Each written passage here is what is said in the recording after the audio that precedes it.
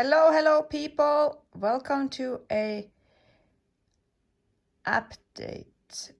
Spathiphyllum seedlings.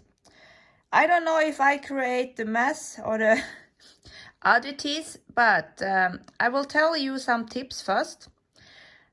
I had 4 flowers. I have another video or inflorescence that I pollinated.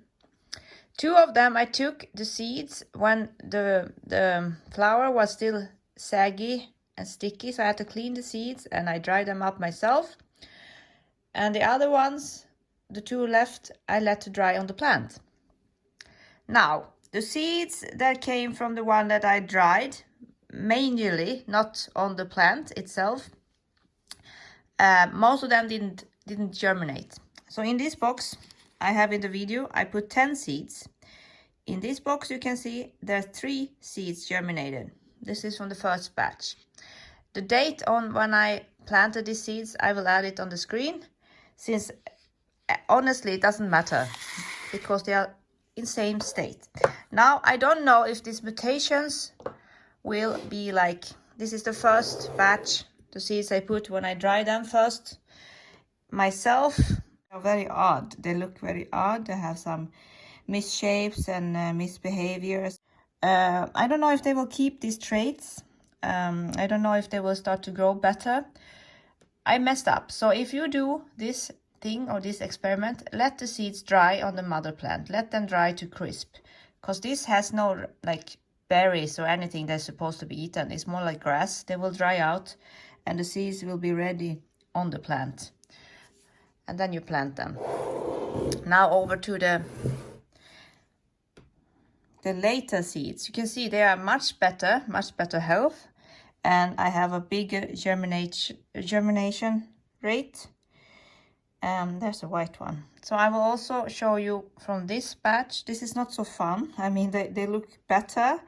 They are not so deformed and absolutely healthier. And you can see they even look bigger, although there's about 1 month between these pots and seeds in planting time. In the first group of seeds, this is the most interesting.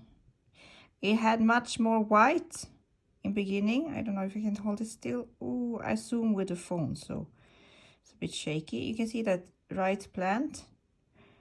I don't know how it will develop because the leaf is like half. It's like 2 leaves emerge in 1 leaf. There's one next to it. And I also have a lot of skinny leaf plant like here. Unfortunately, it seems to be quite white, so I don't know what will happen to that one.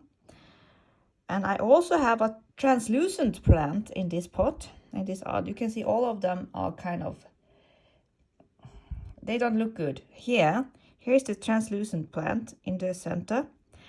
I don't know what will happen with this. I will keep this probably for myself as a curiosity.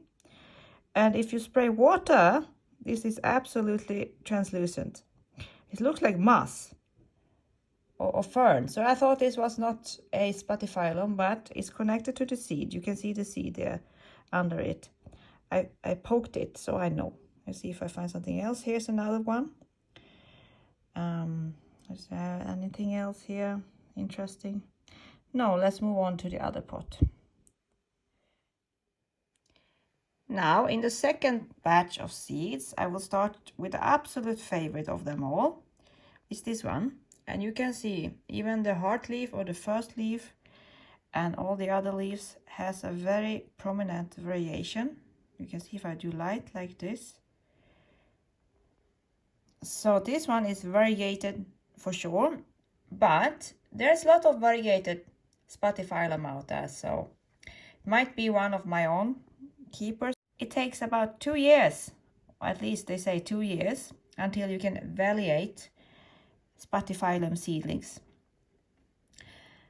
And I have no information at all, so I don't know how these plants will develop, or if they will keep the traits or change them. And over here in the corner, I don't know if you see this strange little bloop.